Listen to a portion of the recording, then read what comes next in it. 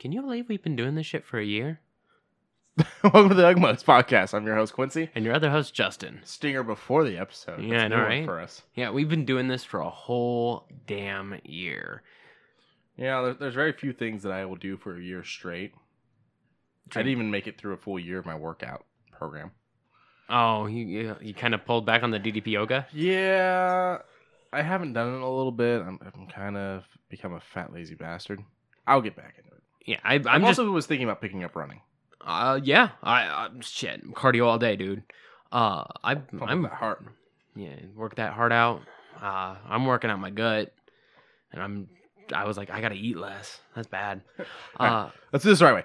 Welcome to the UglyMugsPodcast. I'm your host, Quincey. And your other host, Justin. All right. So today you have a bit of a change on the tea. I have a brisk raspberry, and it's the store... The fountain drink. The fountain drink variant. Yeah. We brought it home, and I was like, I'll drink it for the cast. Yeah, I was going to make you put a straw on it just because it would be funny watching you drink out of a mug with a straw, but whatever. I threw it away.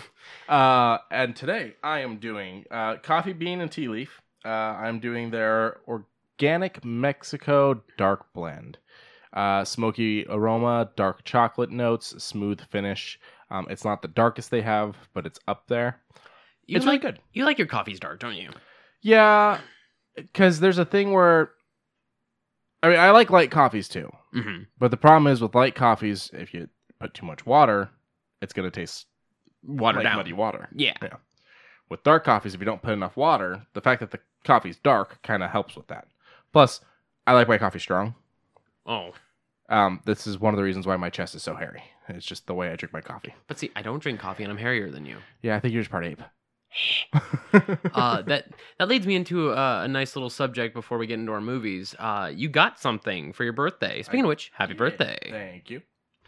I will tell you people, it was not today.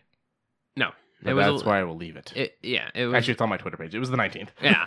But you received... I brought it up and I forgot the name Edge of it. the Empire. Star Wars Edge of the Empire from Fantasy Flight Games. It's a tabletop RPG. Yes. It's got very interesting looking dice, and even in the starter set, there was a character that I immediately clicked with. Yeah, so this is the starter set. It comes with 4 pre-built characters, 1 set of dice, a map of your ship. Flip it over. It's a map of the area in Tatooine you're in, as well as a map of one of the bars, I do believe. Yeah. Comes with a complete rule book. Comes with a scroll. So you still have like the film scroll at the beginning. And then it's got like I said, the rule book, and it's got an actual adventure book. This one is purely to teach you how to play the game, while also setting you up to create your own stories and continue on from there. Yeah, and you had mentioned these guys worked really hard, and even when and we had discussed about this because the character I like is the Wookiee, and you're like, how? I don't think everyone else would really understand Wookiee or otherwise because. In Solo, he had mentioned that he had taken a class on a class speaking a little bit of Wookiee. Yeah, and I'm like, but would everybody though? And then it's like we read through his backstory, and it said down at the very bottom, everyone seems to understand him, and that he doesn't speak Basic, but he understands most of it. Yeah, he understands Basic, but he can't speak it. Oh, but could you imagine a Wookiee that spoke Basic? That'd be weird. Like instead of doing he just hello. Yeah, hard. Yeah, ooh. I don't like that. I'm pretty sure maybe one of the books gets onto it because you got to figure one of the ambassador style for that when they're in the Senate. Yeah, you got to figure maybe one of them learned Basic. Do you know if you pay attention to that big Senate scene, ET? There's a bunch of ETs, whatever that race is, in one of the Senate seats. Oh no. Yeah. Proving that, they're... it kind of harkened back to, if you watch E.T., it was like a nice nod, because Spielberg did E.T., and he sees the kid dressed as Yoda and starts getting excited when they're walking around on Halloween. Okay. And so then, years later, when they did the prequels... That's, okay. Yeah, it's Lucas nodding back at a double Spielberg. nod. Yeah. I get you. They're just kind of jumping in, chanting with everyone else when there's a big kerfuffle going on. Yeah, and I'm super excited for this little campaign because you got me into Star Wars, and now I am slowly getting more and more into it, and it's got such a big lore. The lore's continuous. and I'm excited. I'm super. I will find the time to make for this. Yeah, it'd definitely be a struggle because we're so busy. Yeah, and we don't want to cut pretty much anything out. No, we're already stretched. But I can tell you, thin. even if we get together and do this little tester one, I do plan on building a whole big ass story that I will not immediately throw us all right into. I gotcha. So I'm going to need time to build one because I want to build something. I also need to know what kind of characters everyone wants to play because there's some stuff. Edge of Empire has a point in the timeline.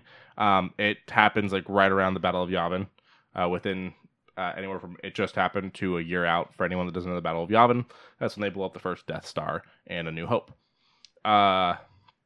And so it's right around there. So Jedis aren't prominent because of Order 66. Yeah. So being a Jedi in this, you've either got to be a Luke type of Jedi where you're learning as you go, or you have to be an older Jedi that survived Order 66, very Obi-Wan-esque. Execute Order 66. Have you ever seen what he originally looked like before they recasted? Do it. No. Okay. Oh, it's so weird. So they have a hologram of him in A New Hope. And it looks terrible. It's not even recast exactly. Yeah, I don't. Yeah. It's Look up original Palpatine. Because what it was, a different actor played him, and they put prosthetics on him, and then right here, and then it's like monkey eyes. They put like monkey eyes and shit. Oh. And then eventually they casted the actor that actually plays Palpatine now, and had him do the other movies. And what they did is Lucas went back and just when he did one of his edits of the film, changed it out to where it doesn't look like that anymore. It looks like regular Palpatine hologram. Okay. Yeah. Cool. Wow, very interesting. Yeah, so it was a weird take, but you can kind of still see what they were going for. But now we can get into the movies. So last week we saw 2 scientific-styled movies. Scientific. Yeah, scientific. Weird Science and Real Genius. All right, we'll start with Weird Science. We watched that one first, right? Yes, we did. Okay. What'd you think? It was really good. Okay. The reason why you gush over it would be a reason why I would gush over it. She is very attractive. Oh, she is gorgeous. But that's not the only reason I gush over it. I mean, it's John Hughes. It's John Hughes. It's Anthony Michael Hall. And it's Kelly LeBrook, by the way. Yes. It's Anthony Michael Hall. But it's a fun movie. And I was these guys in school where it's like, I'm not this terrible person. Yeah, I'm smart and dorky, but like girls can like me. It's allowed, you know? Yeah. So I would have wanted someone that would have tried to help me come out of my shell, I guess. And 2 very young actors. Yes. A very young Bill Paxton and a very young Robert Downey Jr. Mm-hmm. And I was just like, oh boy. And actually, Bill Paxton being in this inspired tonight's movies, but we'll get into that in a minute. Yes. So we'll get on the ratings real quick. It's a 6.6 out of 10 on IMDb, a 56 on Rotten Tomatoes, a 46 on Metacritic, and get this, a 91 through Google users. Go figure. I'd actually put it at a pretty stern 8. It was very entertaining. A lot of jokes hit me in a good way. Yeah. When the taller one Michael Hall. Okay. When they were in the bar and he was doing the fucking voice. Yeah. When Drunk I off don't his know ass. what the fuck. I was like, the line that kills me is when he's about to run the when Wyatt's about to run the red light and he has to like swerve around the cars and you've got drunk Anthony Michael Hall in the back. And feet up in the air. Feet up in the air. You all right? Well, my dick's halfway up my ass, but other than that, I'm fine. It's a very, very entertaining movie, and I do enjoy it. I'm surprised. Actually, you know what? Let me see what the Rotten Tomatoes cut is through. Okay, it's 69 from the audience. 69, nice. With 124,000 ratings. That means 124,000 people think this is a 7 out of 10, which I'm okay with. I'm not too mad at. Yeah. Some people can say that it's better than average, and that's what I like. Now, I'm curious what people think about it. Let's scroll down a bit. Weird Science veers off into a typical coming-of-age saga without exploring any of the psychological territory it lightly sails over in the early going. So now this is written in 2008 where, yeah, we understand now there's a lot more about coming to age other than liking girls or liking guys. the psychological breakdown of all of it is much more. Yeah. But this movie was made in 85. Yeah. So you can't look at it in 2008 goggles. Yeah, but okay, here's from 2000 from the late great Roger Ebert. Weird Science combines two great traditions in popular entertainment: inflamed male teenage fantasies and Frankenstein's monster. That I find to be fair. That is a great way to look at it. That I find love fucking that great. look. And he gives it about a 7.5 out of 7.5 out of 10, which again, fair. Which is pretty good from Ebert. Yeah. Ebert became famous for being a critic. You know, like he was a critic. Yeah. Well, here we go. A 2019 review. Oh, okay. Think of Weird Silence as a vanilla sky for John Hughes. It's anomalous to his usual genre and analogs to the trials and tribulations found in his other work. 4 out of 5. Okay. So that's an 8 out of 10. So this is a person looking at it not just as a movie, but as a Hughes movie. Yeah, but as a particular Hughes movie. Yeah. Because Vanilla Sky, who made Vanilla Sky? I don't remember. I just know it's Tom Cruise is in it. And Yeah. I've never actually seen it. It's one of the few Tom Cruise movies I haven't seen. What's her name? Was it his wife? Cameron Crowe. Oh, okay. So it was directed by Cameron Crowe, but who plays the wife? Oh. Or plays the girl, because you were saying... Penelope Cruz. Penelope Cruz, okay. Tom Cruise and Penelope Cruz. Okay. I've never actually seen it. This one never jumped out at me. I also never did, because I heard it was a major chick flick. Like, heavy chick flick. I heard it's just really bad. Oh. I mean, 7 out of 10 across But I mean, the I don't board. let critics influence me. It's just... Nothing about this one ever made me go, I'm going to sit down and watch that, other than it's Tom Cruise, because I like Tom. Yeah, and it had... I mean, it was a mystery, but it's more targeted toward women. Yeah. Suspense, love, sex, and dreams. So maybe like a cozy mystery. Minus Minus the coffee. No, wait. Okay, if I wanted that with Tom Cruise, I'd go Eyes Wide Shut. Which one's Eyes Wide Shut? I know I've seen it. It's where he thinks his wife is cheating on him, but then he gets kind of into a rabbit hole that goes further down into like this whole underground scene. Have you ever seen The Firm? No. Okay, that's one you have to watch, but it's long, so it won't be able to be a movie night one. Wow. Okay. It's like over like 2 hours. I'm actually almost curious 3. what Eyes Wide Shut got. Let's see what Eyes Wide Shut got. 7.4, 75. Yeah, I actually have the VHS for this. Now I remember. I just needed the poster. Okay. I mean, all right. It's a very interesting movie overall, but yeah. Back on over to our movies. So, yeah, Weird Science, what rating do you give it? 8 out of 10. 8 out of 10? A very stern 8 out of 10. Mine's going to be a 9 out of 10, if not 10. Like, and the only reason why I don't want to put it in 10 is because I don't want to just put every movie I really like in 10. I have to have reasons for them. So, for now, it'll sit in 9. Okay. And then from there, I will decide later if I ever actually break down my top 10s and stuff like that. Yeah, one of these days, if there's not a big like news heavy week, we'll have to do something like that. Movie digging. Yeah. But I thoroughly enjoyed this movie. I would watch again. I would definitely watch again. It is fun. It is very, very powerful fun. For its time, even better. What did you think of the CGI? It was wacky zany, I will admit, but it's great. I liked it. And then we're gonna move on over to Real Genius, which also came out in 85. Shit, Val Kilmer. Okay, I've only seen maybe 3 Val Kilmer movies total. One of those being Batman. And this one, and then I'm sure there's another one, but it disappears from my head. Trying to think of another Val Kilmer movie I would find you watching. Let's just Google it, shall we? Ooh, Tombstone. That's on the list, actually. We did this already, didn't we? Where we were trying to see what Val Kilmer movies you've seen. We did, and I didn't think I could. Yeah, so you just really haven't watched Val Kilmer. I just haven't. Okay, definitely have to do Tombstone one of these nights. But yeah, go back over to Real Genius. So 85 as well. When did it come out in 85? If you pull up the Rotten Tomatoes, it'll tell us. Oh, never mind. August 7th. So it literally came out the same month.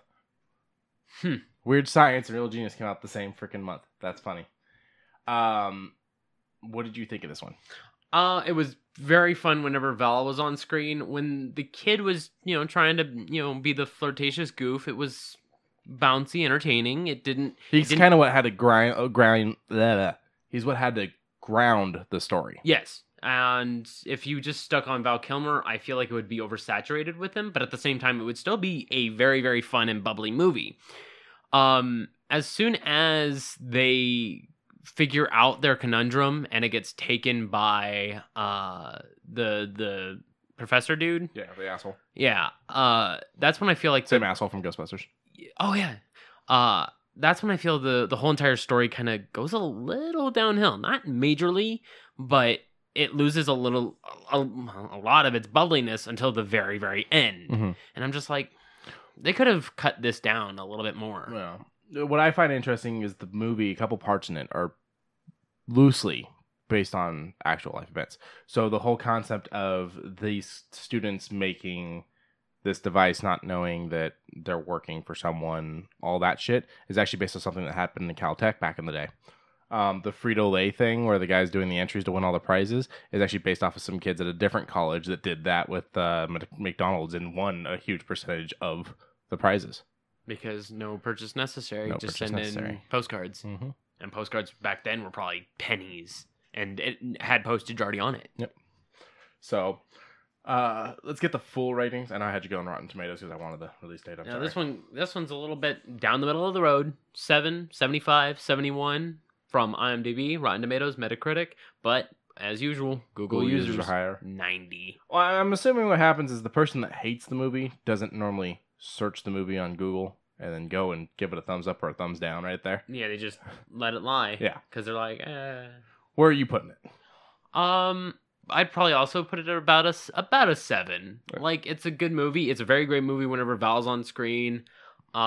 He was very quick. Yeah.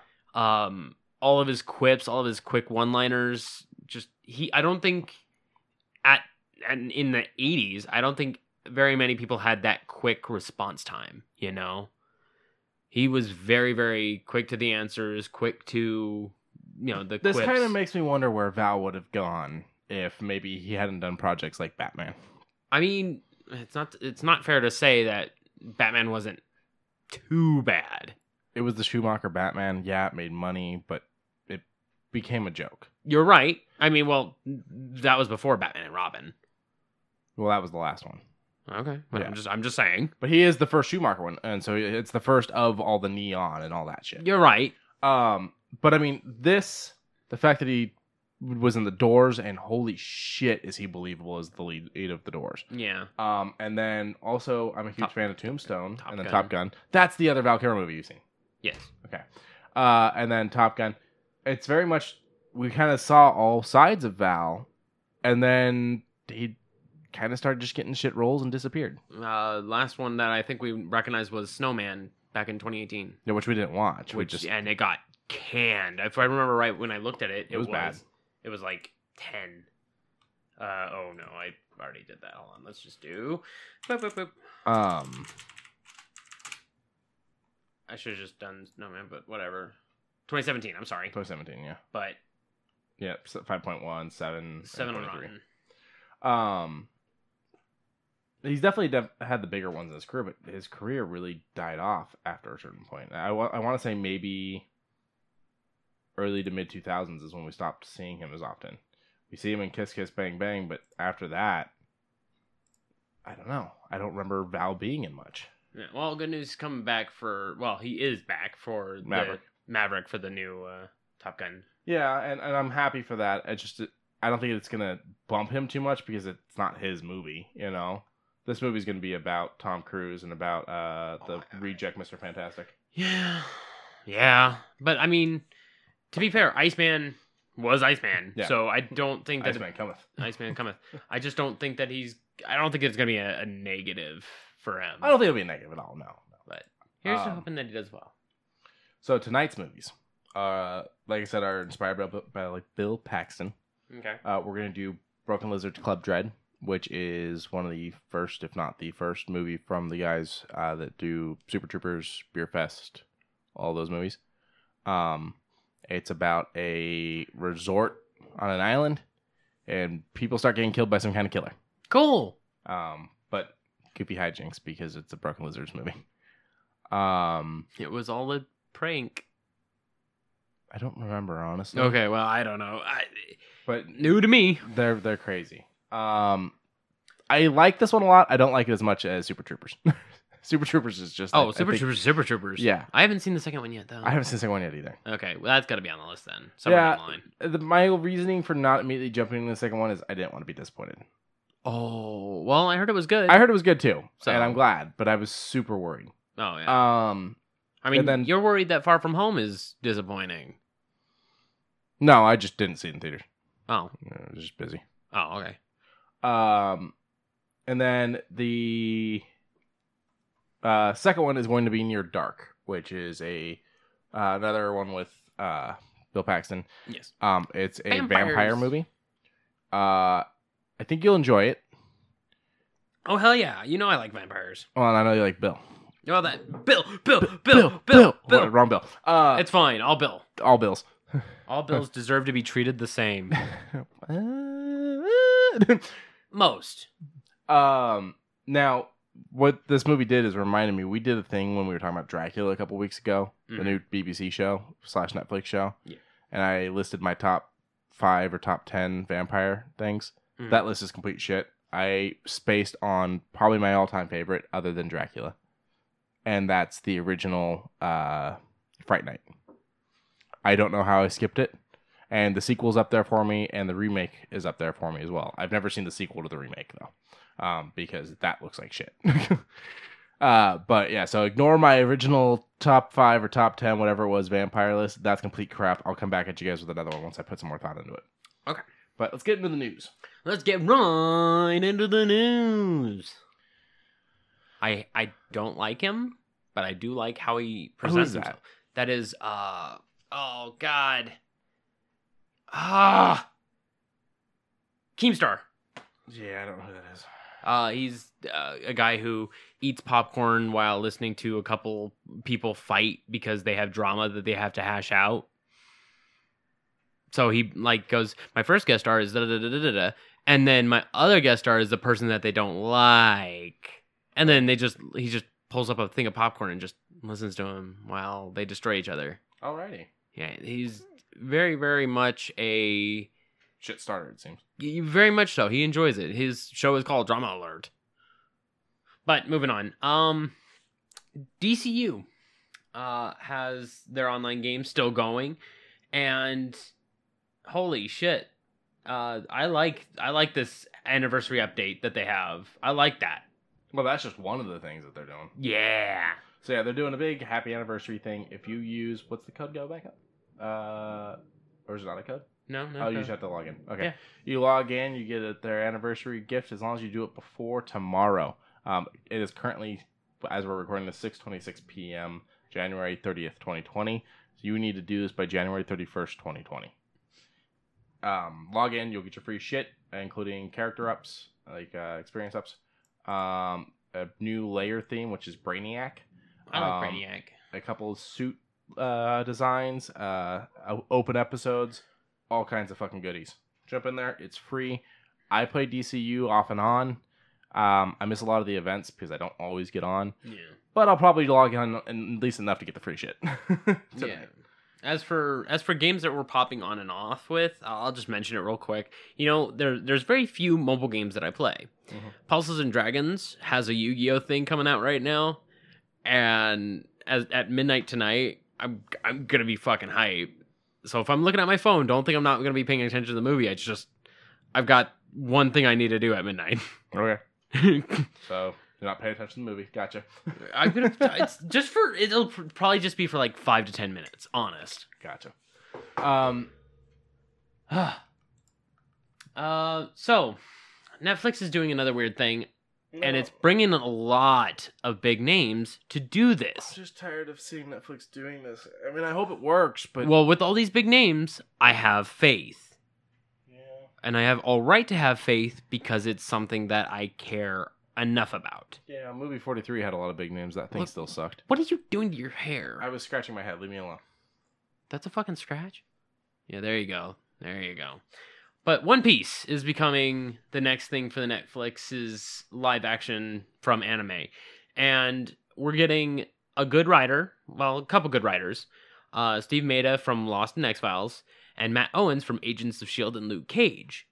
So both of them are both going to be writers and executive producers And I'm like, okay. And Steven is also going to be the showrunner. It is going to be, yes. And those two already, big names. To me, anyways. I don't think Lost in X-Files had bad writing. I've only seen a couple episodes of X-Files. I think X-Files was good. I think Lost was...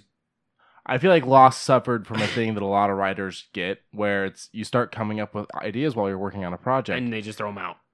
Well, throw them into the show, I mean. And from my experience of my trying to write, and I'm nowhere near being the writer of a TV show, but my experience trying to write, you'll start writing something, and then after a certain point, you kind of go, this is good, but it doesn't really work with this, and maybe I should remove it and make it a different project. No! And I feel like they never had that moment in Lost, where they wrote something that didn't really work, and they could have pulled it out and saved it for a different project. Instead, they put it into Lost. The unexplainable smoke monster, the unexplainable bunker that no one carved their name into, the one that had the name cut into, the shells from the gun that was missing, like all those unexplained things, and it's like, but is this purgatory? Is this hell? Are they alive? Are they dead? Was the plane even there? Because nothing. If they're dead, how can they die? What happened to Anne? What ate the fucking pilot in the very first episode? Or very second episode? Why did that stick of dynamite blow the fuck up? There's a lot. I didn't finish watching Lost. I got annoyed. Oh, then I'm not going to tell you about the ending. I know the ending. I just got annoyed. Okay, yeah. I looked it up. It's not... The ending actually was okay for it. It closed it off pretty okay. It's just, holy shit, the middle. But enough about that. I'm just hoping that this live-action One Piece, it'll have 10 episodes. It's already locked down. I want it to do well. The only thing is, right now, we're at almost 1,000 episodes. Almost 2,000 in the manga. That is a lot of ground to cover. You're going to have to cut off a lot if you're wanting it to be a live-action series and cut out any of that quote-unquote filler. I feel like they're going to be like practically every other project we see nowadays that goes, it's an adaptation, which allows you to be like, that word for some reason means I can do whatever the fuck I want and I can bare bones the shit out of this story. Well, that's the other thing with this one is that the author of the manga is going to be an executive producer. I pray to God they give him more power over everyone else. Yeah. And they don't make this a quote-unquote adaptation because you can't adaptize Monkey D. Luffy, Roronoa Zoro, fucking Nami. You can't fucking change them. You cannot go further and beyond what their character limits are. I am super curious on how they'll make, the stretchy boy be stretchy and how it's going to look. I am excited. I'm hoping it's not absolutely shit CGI. I am hoping it's not fucking Death Note. Yeah. I am holding Netflix accountable. If this does not do, Oda drew this out. Mm-hmm. And it's a tiny little Luffy that says, I'm going to be king of the pirates in English, and then a full description in Japanese saying, basically, from 2017 to now, we were in talks of starting something for Netflix, and I'm proud to announce that it's going to be a live action thing straight to Netflix. And I'm hype. I've never seen someone so excited for this, and I hope that rolls over into actuality. Yes. Yeah. Yes.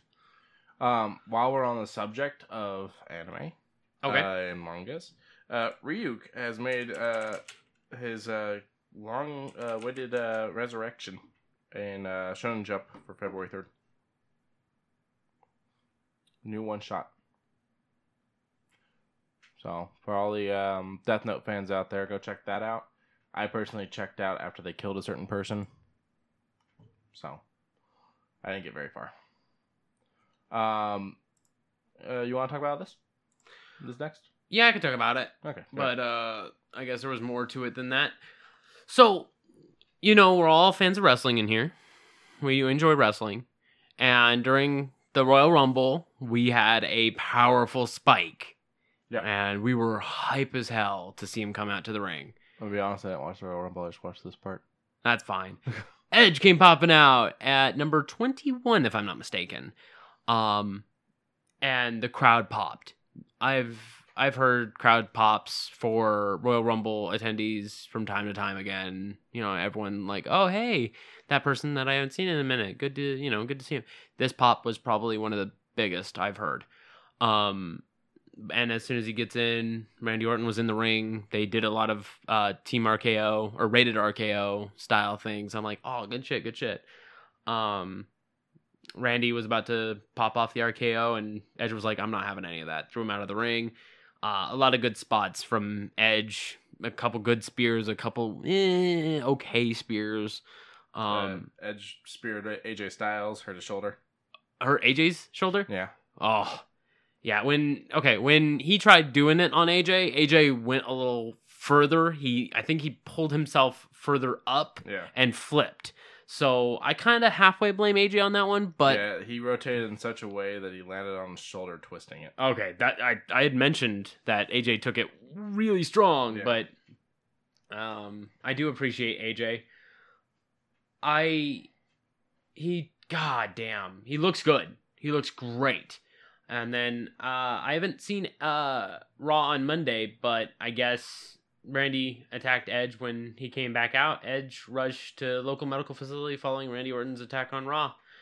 I don't know what's been going on,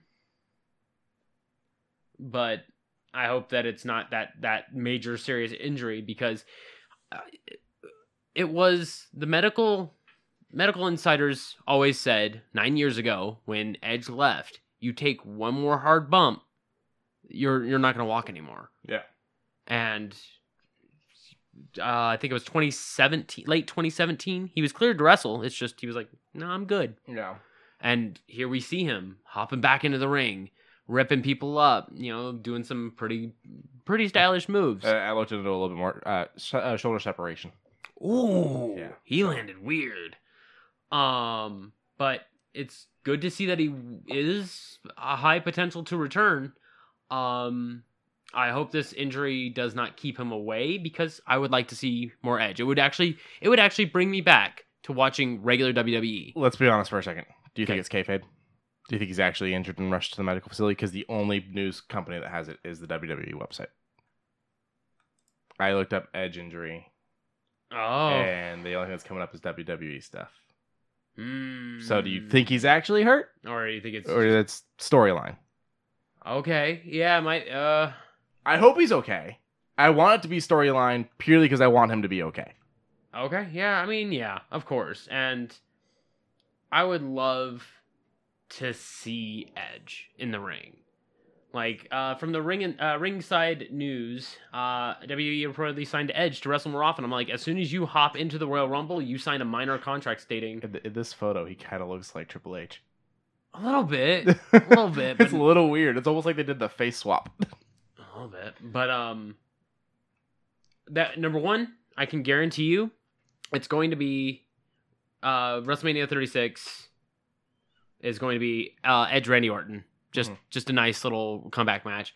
If it is, the beef between Randy Orton causing that damage to Edge, okay, cool. Then that means there's actual beef. There's a good forced storyline, but it's what people want. People want Edge back in the ring. Yeah, I want Edge back in the ring.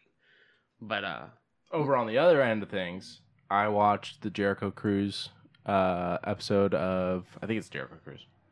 Them on the ship. Them on the big boat. Okay. Episode of AEW. Yeah. And the whole audience, as Jericho comes out, are just fucking singing his song. They're singing Fozzy so fucking loud that you can hear them over the theme song. Actual music? Yeah. Wow. And he's trying to be Mr. Bad Guy, but he can't help light up a little bit at it. And then he came out later on after his match and did some commentary. Oh. He was a lot of After Dark for AEW seems to be appealing toward those who stick around. Yeah. Which is the people that close out the show. Yeah, and I'm like, that's super fucking sweet. I miss when wrestling used to do that. Like, they would have one dark match after, to make you say, oh, that's worth the ticket price, Yeah. And then they would have Giving you something you're not getting by sitting at home. Yeah, and then throwing a few T-shirts, throwing God, what was it back in the day? The John Cena fucking stuffed bears. Gotcha. Yeah, they would throw those out. They would throw a whole bunch of nonsense out at people, and it was just something to do. Well, yeah, I've definitely seen like the Young Bucks have done a bunch of T-shirt things and stuff like that. So. Their T-shirts or their ponchos, their front cowls that they have. Yeah. That's where I'm at on AEW. I didn't watch the episode that just happened. Same. I'm behind a couple. I've been a little preoccupied. I need to get caught up. Bitch. That seems like fun to watch. So you like Pokemon? I love Pokemon. Do you like first generation better than any other generation? I'm a third. I prefer third overall else just because my favorite two are in. I like third best. I like third or first. First, it's like third, first, fifth, second, fourth. I did not like fourth generation too much.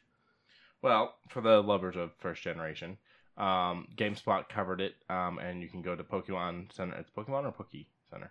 Again, it is PokemonCenter.com to get these or to see more about these.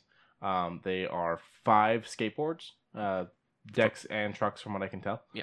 From Bearwalker premium boards. Bearwalker, and the design is on the top, not on the bottom. So it's not going to get all fucked up from doing tricks and shit like that. I mean, it still has potential, but less. They've got a very beautiful Mewtwo, Gengar, Pikachu, Gyarados, and Charmander. Not Charmander, Charizard. Yeah! I have not lost my touch. They're really great looking. They are like wood mixed with like the actual kind of grip tape top.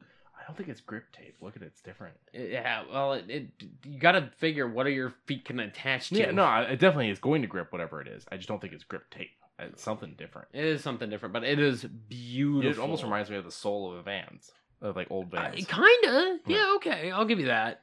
But they are all very beautiful. I think I would get Gyarados personally, because out of all of these, I prefer Gengar, Gyarados, but Gyarados would probably top out for me. I'd probably do Gengar or Mewtwo. Yeah, okay. Although I do love Charizard, I would have liked the color to be darker on Charizard. Yeah, something like an actual give more that of fire more dark, fire. Yeah, more like a dark orange or darker red. It does have it around the edges, but it's too bright in the center. Yeah, that white or the actual wood coloring. Yeah, I get you. But even still, they are very beautiful. It doesn't have anything as far as price as of yet. It is on a watch list. You can sign up for it, and as soon as they're announced, you can get a special offer from what it says. So yeah, email updates. Yeah. Pokemon Center's got all kinds of fucking crazy ass gear. Oh yeah. So the Japanese thing has like the slot machine where you can get free postcards and like sleeves for your cards or sleeves for notes. Cool. And I'm like, oh, that's kind of cute. Go ahead. Shoe news. So Nike and Madden 2020 did a bit of a powerful handshake, and we have Madden shoes. They match the controllers that they're releasing for Madden 20.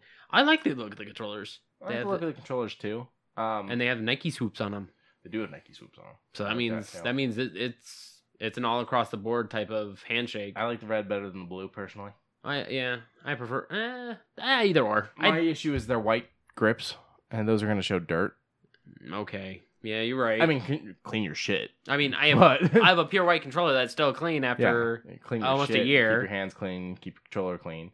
But I still like the controllers. So the shoes are designed to look like the controllers. So you've got a red one and a blue one. The laces, and then this piece that kind of goes over the laces, and then the actual pull tab on the back. Then the shoes themselves are white with like a speckling of color on the rubber sole section.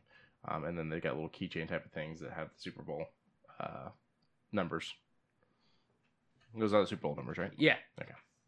So they look pretty cool. We had a price on these, I thought, didn't we? For these ones, no. No. Okay. Sorry, it was something else we had a price on. They come out tomorrow. Yeah. And I would wear these, even though white would show dirt, but I'd wear them. I mean, they're not bad. On the back end, it's just Nike Air. And then it's got the blue one's got the Super Bowl numbers, and the red one's got EA Sports on those little pull tabs. So I do believe it's one blue, one red in the box. Yeah. You don't get a red pair and a blue pair. So they should mix it up though, so that you can if you wanted. Yeah. Like buy a box that's left red and right blue, and then buy a box that's right red and left blue. Yeah, and then you can have both be red or both be blue or one of each. Yeah. Cool. But yeah, there's your shoe news. We know what people want. It is precisely. But, well, while we're still talking about gear, do they have shoes? No, they don't have shoes. we'll hit this one for gear. Okay. And then I want to bounce over to charity stuff. Okay. Okay. Okay. So we've already talked a little bit about anime and about Shonen Jump and whatnot. Anyone that's Hunter x Hunter or Hunter Cross Hunter or Hunter x Hunter, however you say the show, if you're a fan, you know what I'm talking about. They and Hypeland got together and they brought us all kinds of shit. They've got eye stickers, they've got tote bags, they've got hoodies, they've got sleep pants, or sweatpants. They've got t-shirts, shirts. They've got regular long sleeve shirts. A good amount of shit. It's all kinds of different characters and different designs. They've even got button-ups. The button-ups kind of remind me a little bit of bowling shirts. A little bit. They've kind of got the bigness to them, Yeah. But the button-ups are ranging from 80 to 120. The t-shirts are 30 and up. And then there's a very, very nice puffer jacket Yeah. for $184. Puffy. They call it black, but I mean it's really just the separation of the boxes is the black part. Yeah. It's a very colorful puffy jacket. It's $184. I wouldn't spend it. The eye stickers are, I think, $28 for the full package. Yeah. Yeah, and $5 for individual stickers. So if there's only specific characters you want, like Gon, Kahlua, Hizuko. We got all kinds of people in there. Real quick, go back to the one. I don't remember the character name, so it's bugging me. I think he was. You're the one after Hizuko. Was that the one? That's Kurapika. Never mind. Sorry. Yeah. Leario. He's actually the character I think I like the most in the show, and he's not in a very good chunk of it, and it kind of upsets me. I don't know Hunter x Hunter. I'm afraid. Well, this is the same guy that did Yu-Gi-Oh. Yeah.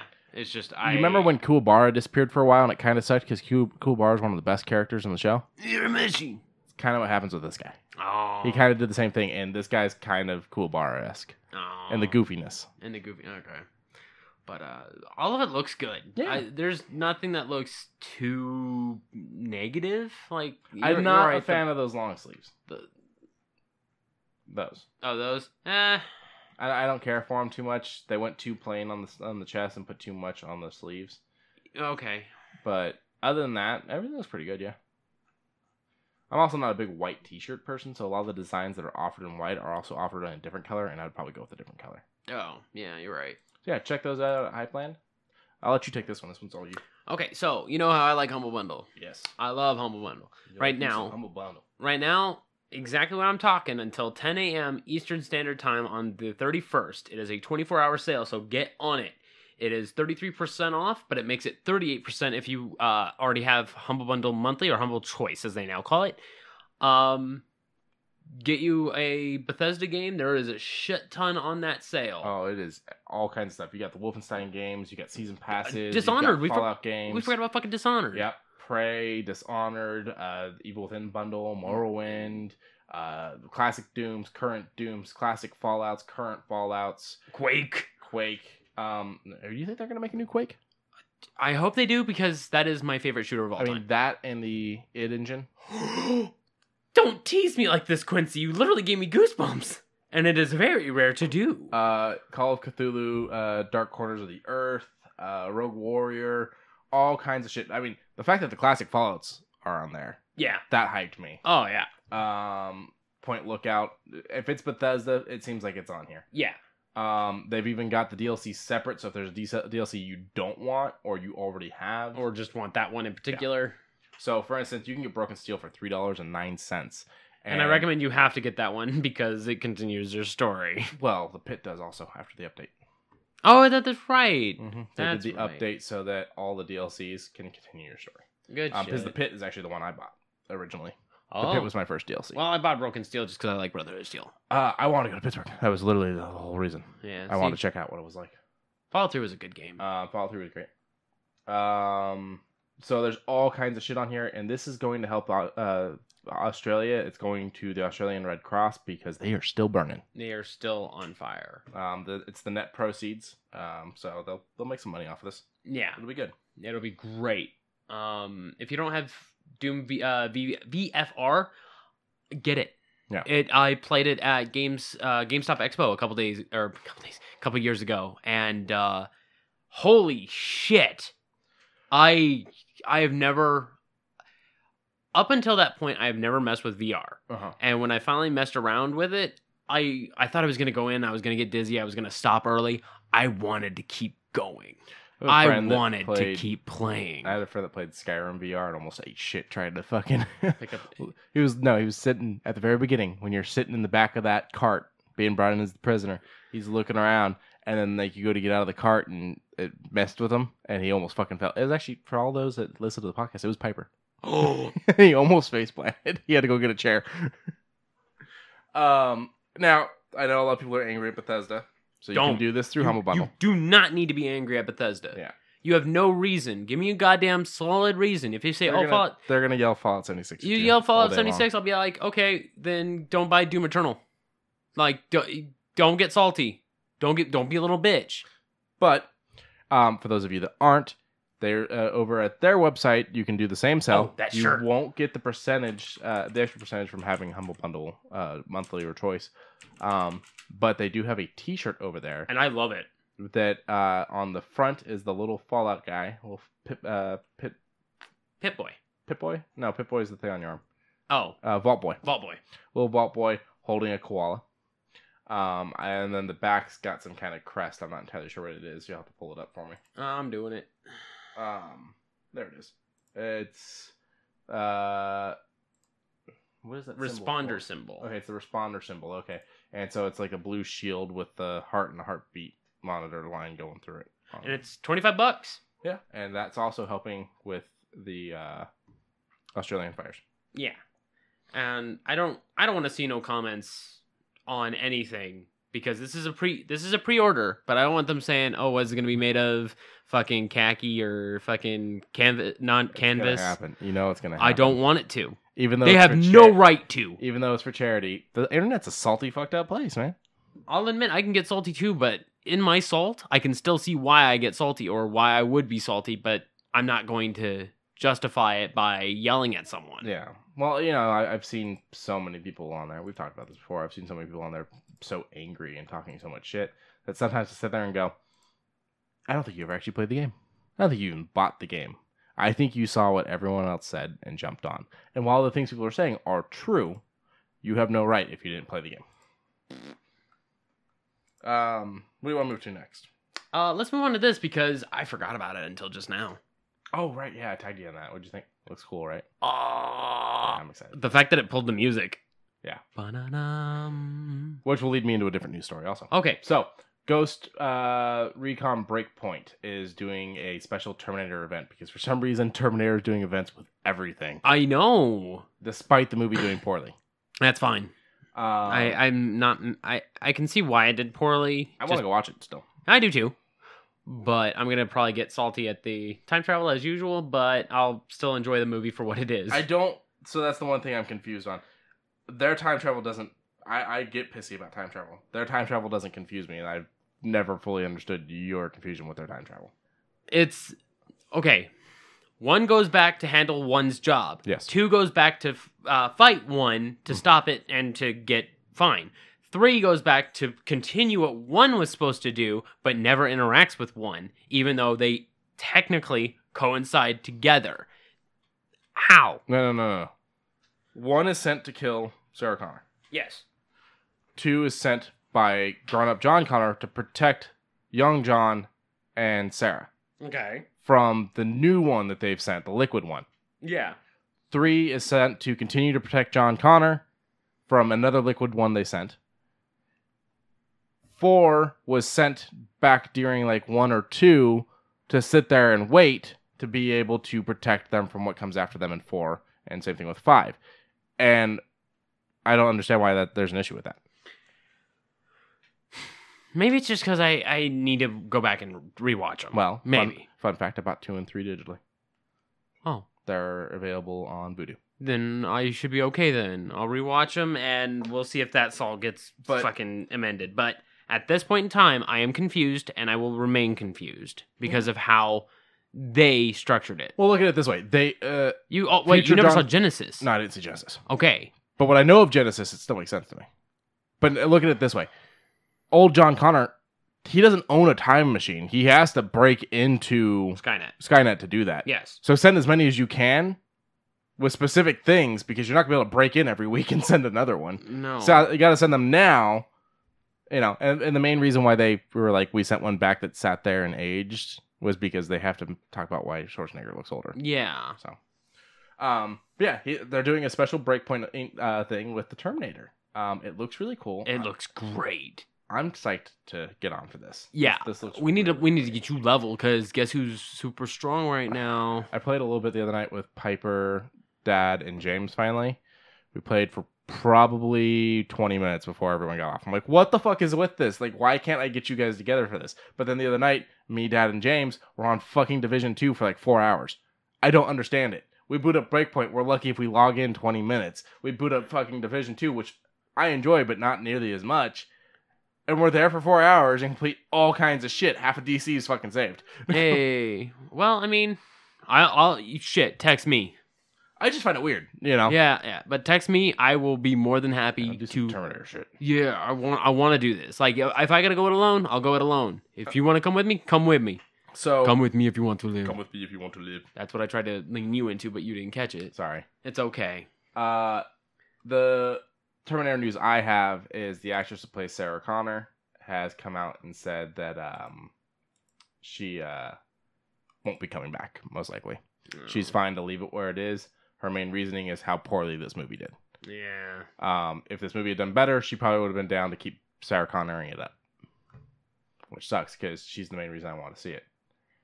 Now, I'm confused. You're fighting him in this, but isn't he going after the bad guys? I'm thinking maybe some of these were hired by Skell. I thought the trailer we watched said he was going in to destroy Skell's stuff. Maybe he's destroying things we're supposed to be liberating. Hard to tell. It's very strange. We'll understand it once we actually play it. Yeah, I'm gonna probably be my field medic self and try and help out as much as I can. Keep everybody up. Yeah. So, good stuff coming from there. This looks good. Yeah, it does look good. I would like to sit down and watch. That could probably be a night we do where we watch Genesis. We'll have to wait for the current one to come out, though, so we can do both of them. Okay. Because I've seen everything before Genesis. Yeah, okay. So that's my problem. Well, I didn't see the Sarah Connor show, the Sarah Connor Chronicles. Okay. But the thing is the guy that made that one decided he didn't like number 3, so as far as he's concerned, 3's not canon compared to his show. I'm like, you can't just fucking do that. And so I never got into the idea of the show, because I enjoyed 3. 3 wasn't amazing, but I enjoyed petty. It. Yeah. That's super petty. Yeah. Don't do that. So, I never watched the Sarah Connor Chronicles, but...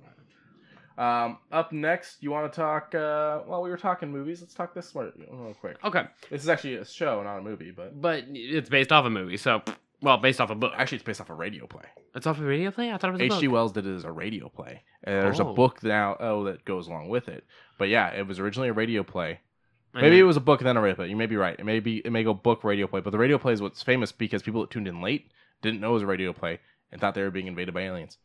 That's super hype. People started calling the cops, freaking out. Oh, cool. But War of the Worlds, Season 1, got a super trailer yesterday. Yeah, this is between BBC and Epix. And I'm down for it. We don't see the alien. We don't see the alien, but we see an actual turmoil. It's similar to Walking Dead, Season 1, where shit goes down. Shit goes down. But they kind of gloss over that to get us to the point of the people that are alive in the aftermath of shit went down. Yeah, and then you have, the standard, my family's still alive, I'm going to go look for them. You have the standard, I know what I'm doing even after all the shit's gone down. You have the Marine who is slowly devolving and wondering what's right, what's wrong, even in after war. You got a lot. It looks good. It looks well filmed. I liked a lot of the spots. I just want to see the fucking aliens. I know you do. And I want to see if they did it doesn't look like they did the crafts because we saw meteors that hit the ground. There could have been something big in the sky. Well, yeah, but if you remember, they're not showing anything. Is what? Yeah, basically they're not showing anything. But if you remember from the original and from the Tom Cruise one, they're kind of big, tall, walking things. Oh, that's right. Yeah, the weird strider. Yeah. So, but I'm still here for it. So, you want to do this one or? Yeah, screw it. Okay. So we're getting a lot of very interesting things from both PlayStation Plus and Xbox Games with Gold. Over on the PlayStation side, it kind of makes me want to get PlayStation Plus. But I already own these games, but if I didn't, and you didn't own, I would definitely lean into them. So, now here's the thing. I would get PlayStation Plus to get these because they're good games if I didn't have them or whatnot. Yeah. The issue is PlayStation Plus, once I stop having it, I stop having those games. Yeah. Which is kind of the thing that sucks. Yeah. So, go ahead, though. Tell them what they are. BioShock the Collection, which is 1, 2, Infinite, with all DLC. So I bought the Rapture edition for 1 and 2, which is fucking beautiful and was a fucking steal. God damn, that thing was cheap. And then I just have my brother's copy of Infinite.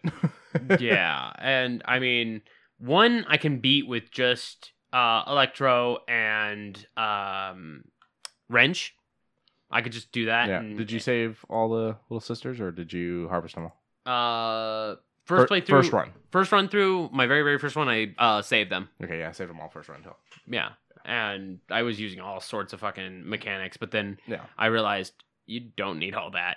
Not in this game. I like games that do that, though. Like, you can if you want to, but you don't have to if you think about it and do it right. Yeah. And then the other one is Sims 4.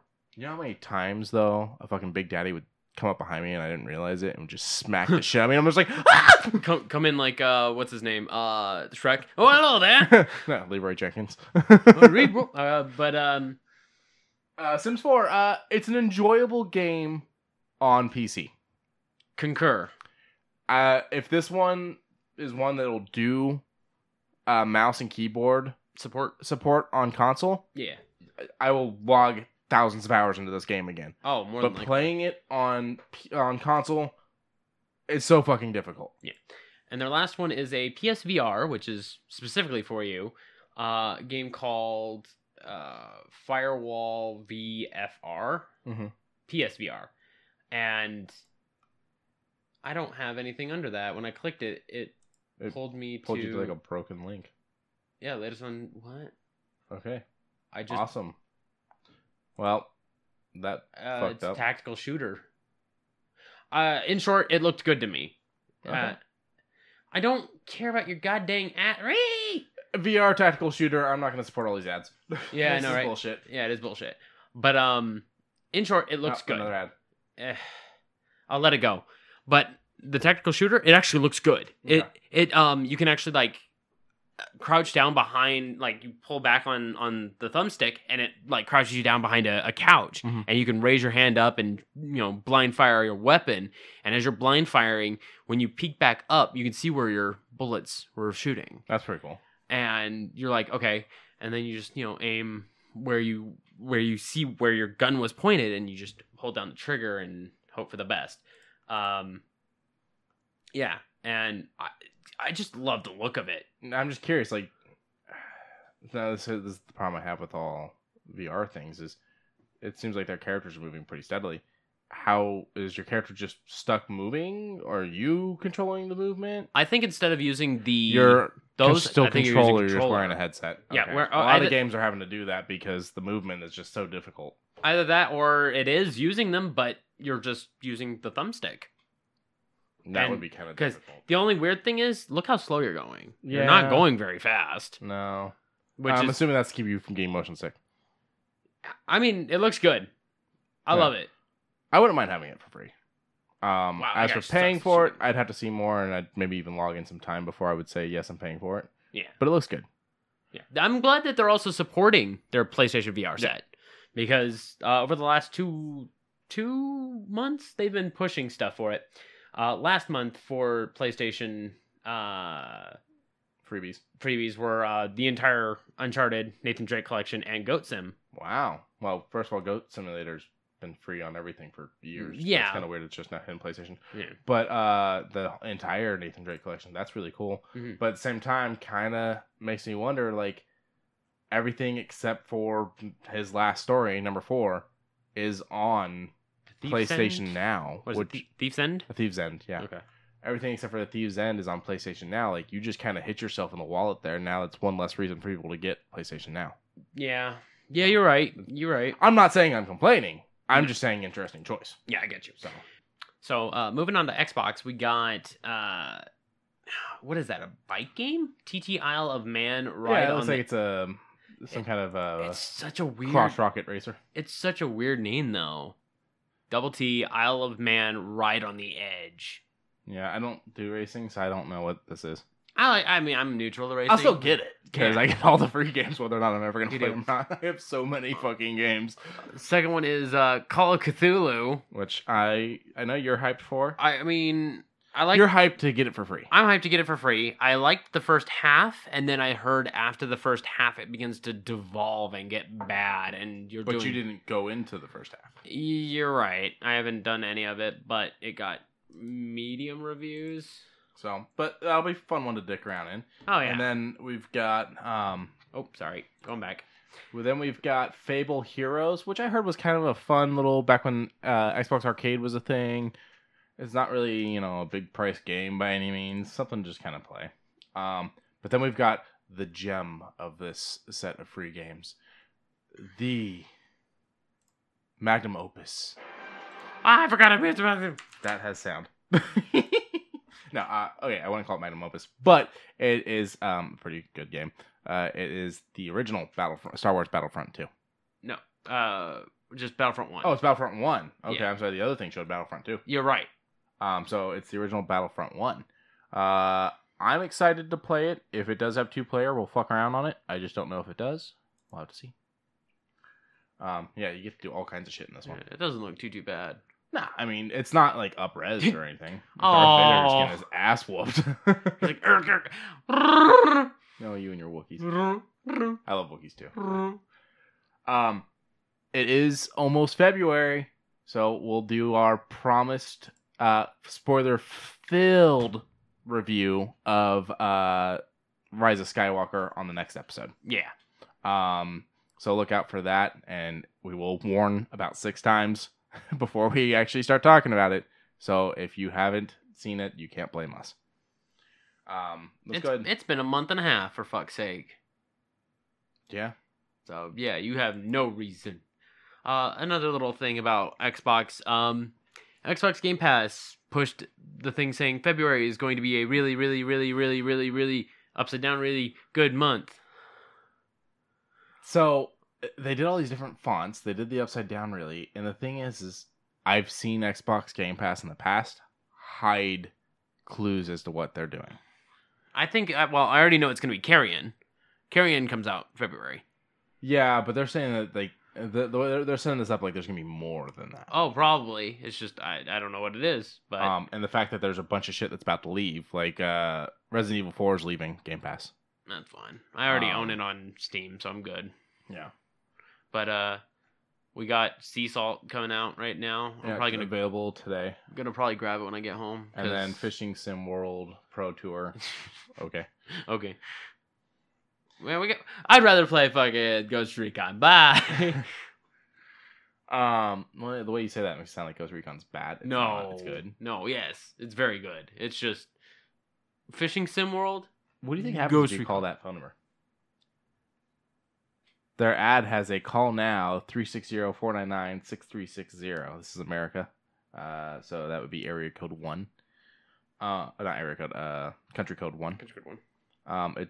They've got an advertisement. It's the Fishing Sim World Sea Salt available today, and they've got a little Xbox controller with stuff on there. Console and PC install with the power of the internet. Call now. You calling it? It's Washington.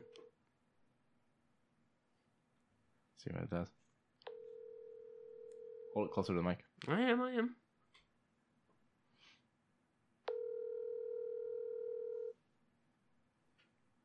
This is where you realize you typed it in wrong. No, I double-checked just now.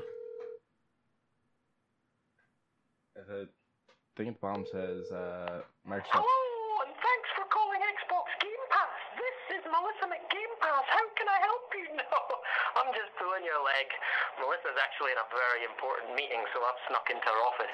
It's actually Graham Boyd, but you might know me better as Xbox Live's AC Bongos. And listen, I'm here to clear up some very important stuff for you all. For example, why do we include a phone number on our last Xbox Game Pass post? Well, let me tell you, everyone, I have absolutely no idea. Does the phone number do anything special, I hear you ask? Nope, I don't think so. Which means there's really no point to any of this, is there? Absolutely none at all. So, hope that helped.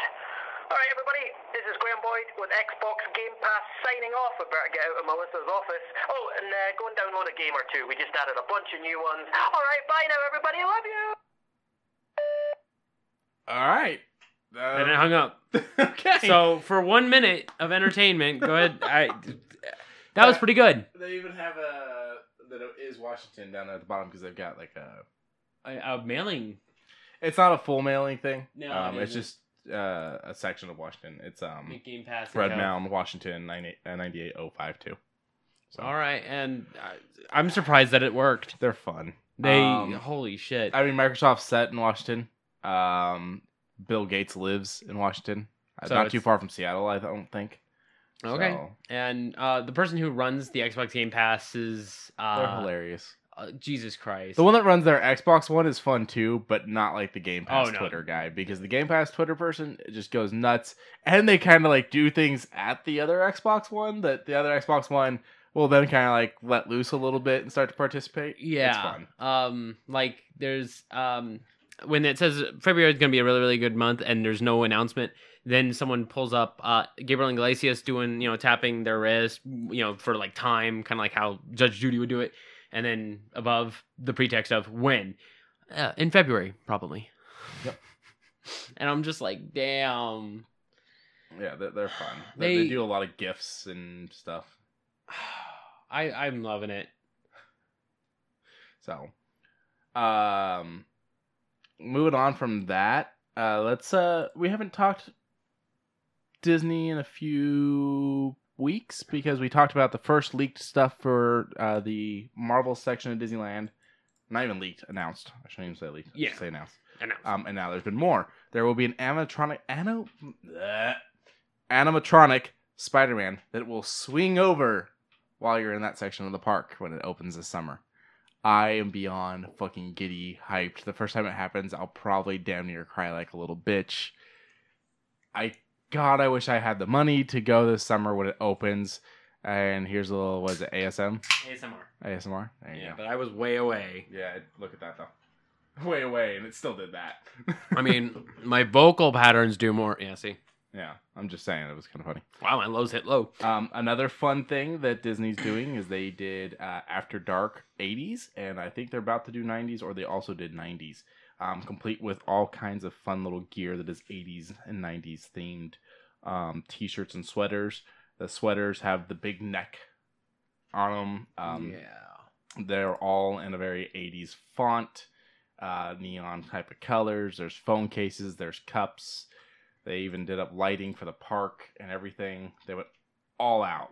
And now there's an advertisement for the 90s one. Now, this is something they've done before. The 90s one originally happened, or not originally, but I know it happened back in March of last year, so we can look for it from March of this year, I'm sure. They do fun things like this all the time. Oh my god, Rescue Rangers. Yeah, they brought out Rescue Ranger cutouts. Darkwing Duck came out and did photos. It's, Max dressed as Powerline from Goofy Movie. So, a lot of people don't realize that Disney does these special nights and special days. One of the ones I hope to eventually go to is Dapper Day, where you get dressed up all dapper-like. Yeah. The best way to describe it. I would like to wear a 3-piece suit. Shit. Oh yeah, they go all out. They do a bunch of photos. It's a great night, and the people that show up for a regular day at Disney that don't know it's Dapper Day are like, "What the fuck is going on?" And then they're like, "Oh shit, we underdressed." But yeah, so yeah, for anyone that does like Disney, there's some fun nights out there. They do the castles up in different colors for the 80s and 90s after darks. Check it out. That you can find all the stuff on their website. Even though it did break for us once, so yeah. Well, clear cache. Yeah, something happened there. You can find all the information on their websites as well as checking out plenty of the Disney traveling websites that people have set up to kind of help you plan better vacations. Yeah, especially on something called dapperday.com. Mm-hmm. Literally has it all. Yeah, for Dapper you. Day will be April 19th this year. Good shit. They do it in spring. It's not super hot out, so you don't have to worry about dying in that 3-piece suit. Yeah, no, right? It's all kinds of fun. It's big about photos. Expect to spend most of your day taking photos, because why did you get that dressed up if you're not going to take photos? You're right. And also... and it's something the family can do, too. It's not just exclusive to parents. And also, don't be mad if you're going to get on the log ride. Splash Mountain. Splash Mountain. Yeah, I wouldn't... Not in that. Not in that? No, I wouldn't want to ruin it. You're right. At most, it would be the last thing I do for the day, and I would still take the majority of it off and wear a poncho. Okay, yeah, you're right. So, I wouldn't want to ruin the get-up. More in the land of Disney. You like The Mandalorian? I like The Mandalorian. Going back through it again. I'm on episode 3. Do you like The Child? I love the child. Would you own The Child? Not for the price tag that I saw. Okay, well, they are releasing a absolutely adorable life-size The Child or Baby Yoda replica. It is currently on pre-order. Our local comic shop even has it for pre-order. It looks really good, and it is completely built to spec as to what he is supposed to be. $350. You can expect it anywhere from August to October is when it will be ready, but pre-orders are available now. There is a website that is doing a payment plan on it called Sideshow. I don't know anything about them, so look more into them before you go through and give them your credit card information. Not saying there's anything shady, I just don't want you blaming me. Yeah, holy shit. So, it's cool. It's cool. And also, when the life-size Baby Yoda replica opened for the pre-order, the website crashed. Yeah. Which means that a lot of people are looking in a lot of places. So, holy shit. Okay. It looks like it's by Sideshow Collectibles. So, okay. Okay. So then Sideshow's fine. That's who's making it. Go ahead and spend your money there. I was always nervous telling you guys to go to a website that I don't know. Okay. I don't want to be the reason behind you making a mistake. Oh my god. I make enough of those on my own. Oh yeah, I thought we talked about this. I don't remember it then. Okay, then we skipped it. Build-A-Bear has a Baby Yoda that you can go and get. He's very adorable. I would rather do that. He's a lot cheaper. Yes. He's gonna be plushy. Yes. And I can put a silly hat on him. We have a Build-A-Bear. We have a couple of them. We have a couple. There's one at downtown, somewhere. No. So that's the one that I've gone to for gift stuff. That's not the one where we got your mom's gift though. Ah. That one we've got was I think at Meadows. Meadows. That's what I figured. Meadows is a good downtown one. wasn't a thing yet. Oh. Downtown Summerlin wasn't a thing yet when we got your mom, so it's how long ago it was. That was a couple years ago. Yeah. More Star Wars shit. Star Wars. It is the way. We are now. You have engrossed me in Star Wars, where I'm just like, you have Star Wars news.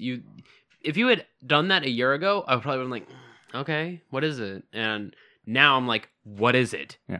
Leaning forward. This is the way. This is the way. For those of you that like Poe Dameron, the actor came out and said he wasn't going to do anything else for him. Yeah. Which we're bummed out about. Kind of bummed. But they're doing a young adult book that will feature young Poe Dameron in his time of... It's kind of a spoiler for Rise of Skywalker. So we'll just leave it at what he did before he ended up being Poe Dameron helping the Resistance. As well as it'll feature story, more information about him and a relationship with another character that we meet in Rise of Skywalker. Good shit. So look for that. I like that they're using things kids watch to kind of pull them into reading with these young adult books. And or thinking. Yeah, there's some really nice ones that they did for the DC universe where they're slowly doing them. They did one about like young Bruce Wayne coming into being Batman. They did like a young, I think, Selena Kyle coming into being Catwoman, things like that. Yeah. So. It's just you put an idea into a person's head that has that creative mind. This could just be one of those things of, yeah, this person already knew this person. So how did they meet, or how did they run into each other, or what did they do before they became a general of the Resistance? Same thing could be said about fucking Han Solo, where we found out with the Solo movie. Yeah, sure, we didn't get up until the point of him being the who shot first Solo. Yeah, but it gave us some light. Although they did give us a moment where he shoots first. It was so great. I liked it. I know people don't like that movie, and you're entitled to your wrong opinion. It did a lot for me. Yes, I feel. Yes. But having that extra, 3 or 4 little tiny bits of learning, and then you have people who just want to make something of that universe, which is what you are going to do with the Edge of Empire campaign thing, which I hope to carve my own little section. Yeah, and I hope to carve my own little Wookiee, Yeah. I even have a name for him, but I won't say until the campaign starts. I swear to God, if it's crunchy. No, it's not crunchy. Instead of chewy. Oh, it should be crispy. Crispy? Crispy. Crispity, crunchity, peanut buttery. Wait. No. Butterfinger BBs. They need to bring those back. They do. I was watching an episode of The Simpsons the other night, and they talk shit about Butterfinger. And literally the next episode, Bart's writing on the chalkboard is, "Don't bite the hand that feeds you Butterfingers." Oh my God. Because they had all those ads with Butterfingers, but they talk shit about Butterfinger in their episode. I'm super hype. I'm excited for this, and I kind of want to record those sessions just so that way. The Star Wars sessions. Yeah, I would like to do it too. If we end up doing one where we record, I feel also I would have an entire soundboard of me going. My issue is I don't like half-assing things. Okay. I don't like putting shit work out there. So if we were to record sessions, everyone needs to be on mics like this. Everyone needs to be on good recording material. I do not want the Skyped in recording. I hate listening to those podcasts. Okay. Those podcasts, the instant I start hearing too many breaks or too quiet of a dialogue because it's Skype, I check out. Okay. I don't make it past an episode or two. Okay. If I can make it work through Discord, would that be better? If it sounds like they're sitting in the room with us, fine. Yeah. Goon always sounds like he's sitting next to me whenever I do the recordings. That's great. Okay. Then I'm more open to that. Okay. But yeah, more Star Wars stuff. This will be out August 4th, 2020. So check your local bookstores, check your Barnes & Nobles, check your online retailers, check your independents. Yes, because I'm a sure lot of independents have been closing down. Yeah, it's sad. One of ours is possibly going to close. Amber Unicorn. I've heard. The owner passed away. His wife's doing what she can, but she really wants someone to try to take the store off her hands because she just can't keep it going. What is the name of this again? What the fuck? Star Wars, Poe Dameron, and Freefall. That's right. Right. I'm checking real quick to see Star Wars, Poe. I mean, with more Star Wars stuff, it opens up my mind because back when I only saw the first 3 movies the original trilogy and 1 and 2, that was it. That was all I had seen up to the point where you pulled me in. Okay. And then I watched, Revenge of the Sith, and I was like, okay, that's not too bad. And then I opened up my mind further, and then I started playing Knights of the Old Republic, amazing. Where I originally never thought I would dig so far into an RPG again. And then I was like, oh man, being a smuggler is super interesting. And then I played through it again as a learner and changed a few things because of their force abilities. And it changes so dynamically. I still have to download Knights of the Republic 2 that you literally bought on Impulse 2 weeks ago. Yeah, Impulse buy. It was on sale, a good sale. It was like, what, $6? If not less, yeah. it was 4. So I just looked. I cannot find this on Audible yet. Okay. Because you can pre-order books on Audible. Well, Audible requires, of course, someone to read that book. Yeah, but a lot of companies are doing that to where, like the new Dresden book, when that comes out, the audio is already ready. So it'll release on Audible the same day. Oh! You can pre-order it right now. I'm going to pre-order it. I just haven't yet.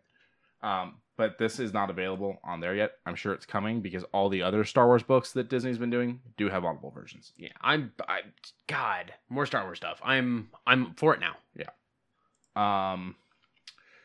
Some sad news. Some fucking bummer of news. So the coronavirus is getting stopped even here in Vegas. So now there's a lot of people making jokes all over the internet about this thing. And one joke officially got me like, you guys know how to spell, right? I liked your comment. That was actually the second version I saw of that joke. Someone pointed out that there's a company in China that's got the umbrella logo. Yeah, it does. And if you rearrange the letters, it spells raccoon if From you spell Corona. raccoon wrong. And I'm like, there's 2 C's, guys. And then Piper popped back in and said, oh, LOL. I'm like, but come on, kids. There's that joke. There's other jokes about like the fact that it's Corona, the beer. Yeah, Corona even backdoored it and made a couple jokes and said, yeah, we're going to change our name to Ebola. There you go. But the internet needs to kind of stop because this is very quickly becoming something serious. Mm-hmm. 5 cases have been stopped at McCarran Airport and detained. I know of 2. I think last I checked, it was 2 cases in California. One was definitely quarantined. And it's spreading globally. WHO, or the World Health Organization, has said it's becoming a global epidemic. Your news story here you can go ahead and take, but I'm just saying, stop making it a joke, people. This is something serious. So, another major Overwatch League, I think the semifinals, something, it's one of the preliminaries, I can say that one. Okay. Got canceled because of this virus. Mm-hmm. This virus is real. This virus is dangerous. It is causing a lot of problems all over this world so far. Yeah, and sure, not so much for Europe, but it's slowly these Overwatch easing. leagues are in China, which is where the virus originated from, Mm-hmm. and it has infected the most people. So those who are in Europe or the US, like Team Shock, Mm-hmm. going over there. Actually, any of our, just like football, we have state teams. Mm-hmm. And having them travel to prelim over in China or anywhere that would be heavy traffic, it's not safe. Yeah. But yeah, there's going to be a lot of just cancels. Mm-hmm. Like games in weeks 2, 3, 4, 6, and 7 are affected. Blizzard will reschedule at a later date. It forced the China's League of League Pro League to cancel upcoming matches earlier in this week, and it's a lot of cancelizations. Yep. It's a big deal. Yeah. Big So, deal. I want to mention something a little ironic. For the Chinese Lunar New Year set, is it strange that it's a rat? Right. And this is spreading like the plague. Yeah. It's a little It's just a ironic. coincidence. I mean, the year of the rat comes around every now and then. Every 12 years. It was actually funny. I was watching an episode of Simpsons the other night. I'm watching too much Simpsons, man. I'm telling you. But they're calling too much on point. Well, it was just the episode I was watching. It happened to be Year of the Rat, and I'm watching it the Year of the Rat, and I thought that was kind of funny because I am not watching the series from the beginning. I started like 10 seasons in. Yeah. Because I've seen the first several seasons plenty of times, especially the first season. So I started like several seasons in, and now I'm like, oh, that's funny. Year of the Rat, Year of the Rat. I've got some small stuff here we can hit. Yep. The Elder Scrolls 6 really looks like it's starting to get some work done, following some more job postings on Bethesda's website, so possible more Elder Scrolls stuff. Whew. GTA and Red Dead Online are celebrating a record-breaking holiday season with free items, cash, and giveaways for both games. Amazon is working on something called The Hospital. It'll have Maya Rudolph and Natasha Lyonne to produce. It's an animated sci-fi series from the Russian doll writer, which is something Natasha Lyonne is in. I'm assuming Maya Rudolph is in as well. It's about alien doctors specializing in the bizarre. Ooh. It sounds kind of cool. Okay, I'm here for that. You do you, Amazon.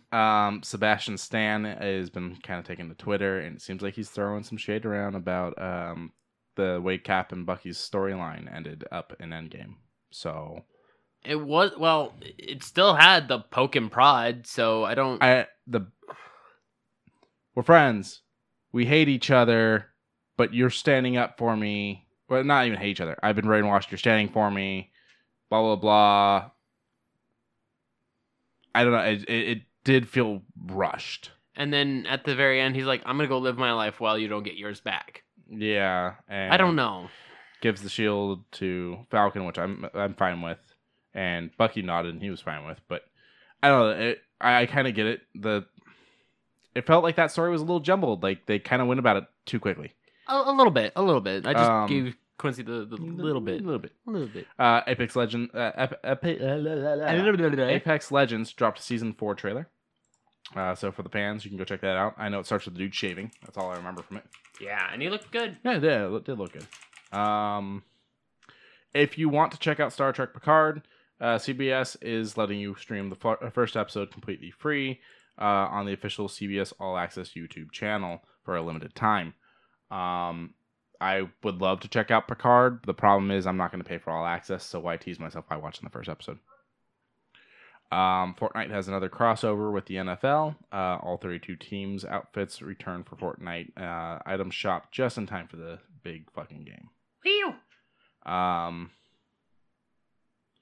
The Epics did their lineup for free games. I don't have the full list, but the first thing is Farming Simulator 19. Because they do monthly free games also. Yeah, but what was it? Farming Simulator 19 was the first one on their list.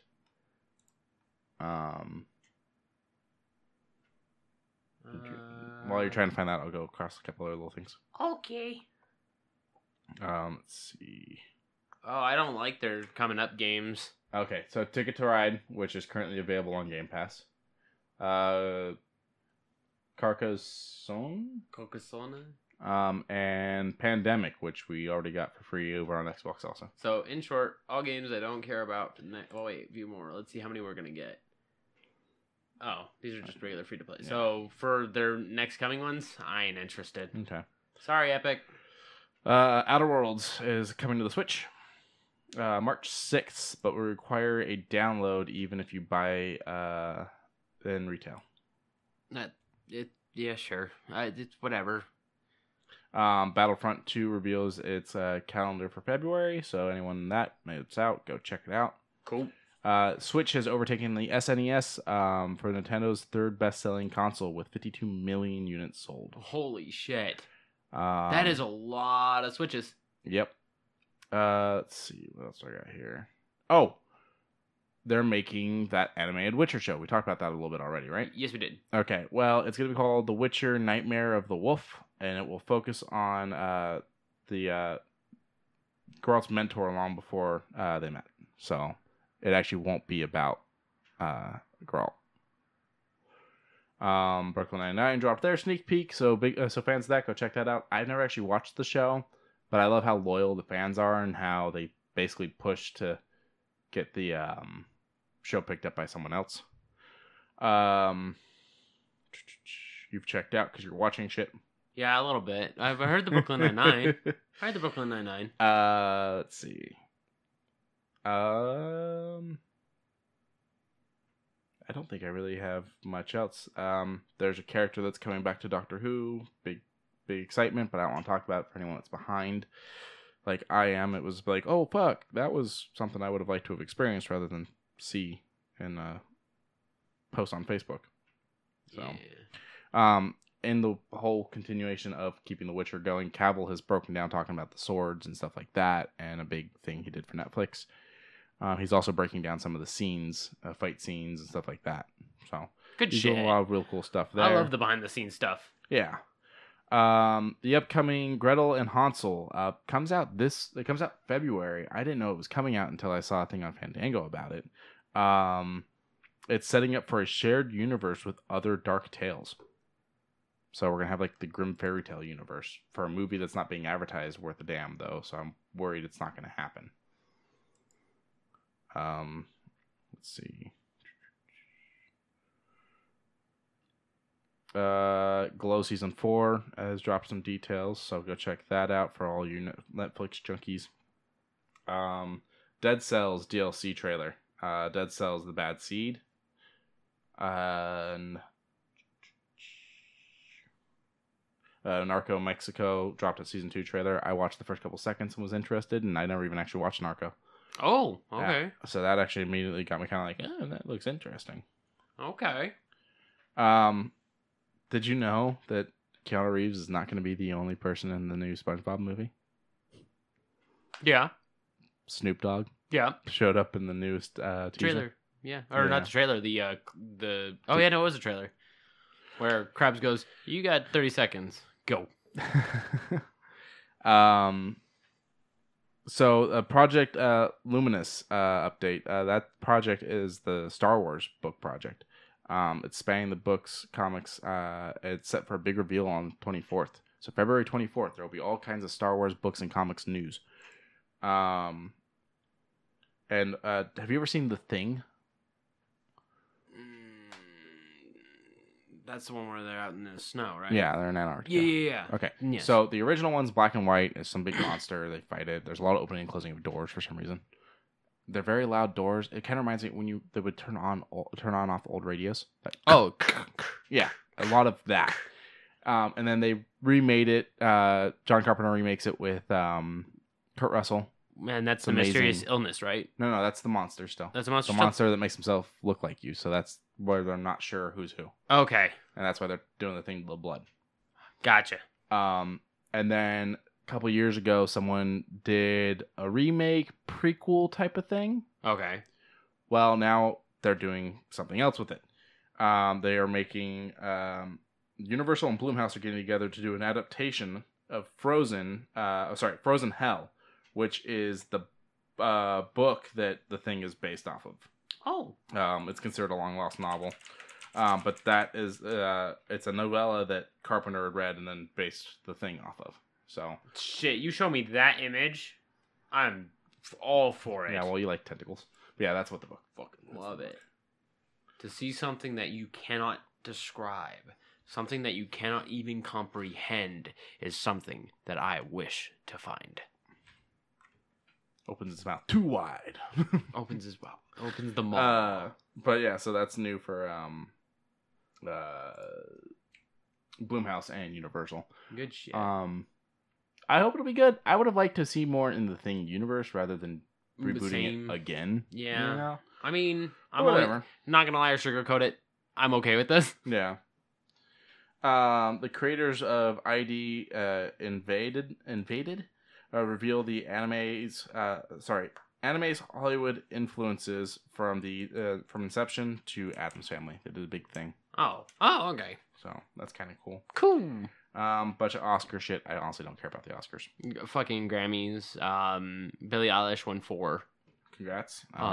She hell of a way to get announced as the next Bond singer, then 4 Grammys out the fucking door. Like, oh shit, okay. Yeah. During one of the when they were saying the nominees, and when they show up all the panels, and when she was on the screen, she was caught mouthing, "Please don't let it be me," and I'm like, that's either humility or that's the depression taking over Billy. But even still, she is super humble. She says, receiving Song of the Year, when she was up there holding it, she says, "I don't deserve this. There is better songs than mine." Well, applause to her. Yeah. I like Bad Guy. It's the fucking pretty emotional song. At the Grammys though. Oh, they were a little stellar. I don't understand these people. Even Eilish's brother was wearing a little something like a nice suit. There was a man in a cowboy hat that had things running. Oh, the pink. Oh no, that was that guy wearing the pink spandex. Yeah, it was the pink spandex. There was a cowboy hat one where he had like these like strings running down. Yeah, it kind of looked almost like he was walking through a beaded curtain. Kinda. I didn't even know who it was. Like their face was obscured, and I didn't bother to look it up because I didn't watch the Grammys. Yeah. Leaning back over to the Apex Legend season 4 trailer. The trailer that pulled you out of conversation. Yeah. It got number 1 on trending. First off, secondly, that guy shaving is the robot that killed this dude and has like this mental disorder that he still thinks he's the human. And at the very end of the trailer, it showed the daughter of the man that was assassinated, covered in blood, angry looking. So she's gonna grow up to be an Apex Legend character who wants revenge. yeah, I like that. I like that EA is still folding things into their Titanfall-esque world. Mm-hmm. I like it. I'm here for Apex Legends. It's just I don't think I'm gonna play it. I played a couple rounds. You of want it. it to succeed. You just don't care to play it. Correct. Gotcha. Like, it's still a really good game. I follow a streamer who actively plays it, and I enjoy his company. I just don't think I would play with him. And he's too sweaty for me. He goes hard. So have you watched any of the Chilling Adventures of Sabrina? I watched the first episode. Looks really good. And this is when it was new. And I was like, I'm going to probably watch the shit out of this. And I just never watched anything else. We'll eventually watch it. It just came out with its new season. It's getting a lot of mixed reviews. People are complaining that there's a lot of singing. They try to make the season musical. And I'm not mad at that. They're saying the actors really shouldn't be singing. Oh, it's that bad. I haven't seen it, so I can't pass my judgment. But that's what people are saying. But now the person saying, the head of the show creator says that for part 4, each episode of part 4 is like its own mini horror movie. It's like, why weren't you given that before? Like, why are we doing singing then? Yeah. Ooh. So hopefully it does well. Yeah, I hope it does. It's kind of a weird way to go. Everything else is kind of...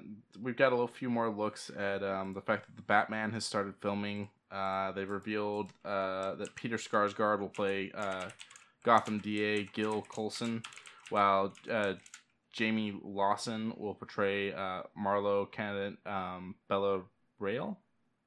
Oh, mayoral candidate. My brain broke there. There's a new Mortal Kombat animated thing called Mortal Kombat Legends Scorpion's Revenge, and it is R-rated. Woo! So there's that. Speaking of Mortal Kombat, Joker just dropped, didn't he? Yeah, I haven't played with him yet. I'm excited too. Even though I have never been excited for something Mortal Kombat related until just now. Yeah, like I haven't looked into it yet, but he just dropped. The one I'm waiting for is Spawn. I can't wait for Spawn to drop. Yeah, really? I'm worried he's gonna be clunky because they're gonna make him so big. But I think he'll have some cool moves because he's got the chains. He'll do his own versions, like get over here and shit. Either get over here, or he's gonna probably do like mild noob Cybot shit, pull people through the ground. He doesn't teleport. No, he brings them to him through shadow. Okay, gotcha. If you wanted to see the new live, in quotation, action, because there's nothing live action about it, it's CG animation. The Lion King, it is now streaming on Disney Plus. They also announced the next live action thing that they're going to work on for Disney Plus will be Fox and the Hound. It's not live action; it's just HD re-render. I liked Fox and the Hound. Yeah, it's a good story of friends and being manipulated to not like your friends anymore. No, I'm not saying anything against it. I'm just saying it's not stupid. I get it's you. not going to be live action. Even though they call it live action. Oh, okay. So, that's all I really got. Yep. Rick and Morty are doing shit for fucking Pringles in the Super Bowl, and there's a new comic that's putting them in hell. They keep fucking doing a lot of shit for a lot of things, and all I'm doing is sitting here going, please, just make the show. Because we have enough troubles getting you to do that. They're doing their show. They have the next three years? Supposedly. Yeah. Supposedly. But at the same time, I'm not mad. They're working on it. I'm mad at the bullshit we went through for the first couple seasons. Okay.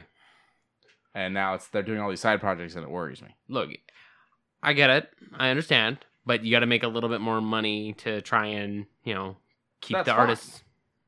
As long as your other work's done. Okay. What if that pays for the work that you're going to get done? That's fine too, but you should be working on that stuff that's going to pay for the work you get done while you have a season out. Oh, yeah. Of course. Oh, that's what's happening. Yeah. I'm just saying they've had plenty of issues of not getting their shit together and getting what needs to be done. You're right. And Looks they at act like season it's 3. everyone else's fault. You're right. Well, I wouldn't go that... One of them came out and kind of pointed out that the other one is its fault, and then the other one kind of trying to blame shit on Adult Swim. Yes. So. That I can kind of see, but on the open and closed hand, they worked it out. They're doing better. They are making the show. It's still funny. I'm all happy for that. Okay. I have not watched the new season. It's good. Is it? It's pretty good. I'll have to sit down and watch it eventually. Yeah. But that's what we got. I'm good and set. Remember to follow us on Twitter. I haven't gotten any followers. Please follow me on Twitter. I got a bot that followed me the other day. And I was like, oh, it's a fucking bot. And I went and reported their ass. I was like, I'm fucking not dealing with this. But I'm going to try and be a little bit more active on Twitter. So that way you'll see a lot more memes. Maybe. And then maybe we can strike up a conversation. I don't know. At longshot_heroes for me. At Quincey Robertson for Quincey. Yep. And then obviously at it's the real Ugly Mugs. Yeah. At the real Ugly Mugs on Twitter. Or for Gmail, if you do need to send us an email for anything, it is at the UglyMugsPodcast at gmail.com. Yeah, there you go. We don't run the Tumblr anymore. They started fighting us on everything, and we just didn't see the point. Make sure you like us, subscribe to us, review us, tell your friends about us, send Justin all your memes. More meme. He'll love all of them unless you can't spell. More meme. So more meme. I have literally, as soon as you go onto my page right now at this current moment, I have a hard-boiled meme happening of a cat getting hard-boiled, and it's a little tiny black cat, and all you see are the beady eyes, and it turns into a soup monster from fucking Howl's Moving Castle. So, for today's sign-off, I'm not going to do a heartfelt coffee pun. You're going to, though. You're going to hit me, aren't you? Justin, what did the coffee say to its date? What did the coffee say to its state? Date. Oh, date? I don't know, Quincey. What did the coffee say to its date? Hey there, hot stuff. Have a good night, guys. Yeah.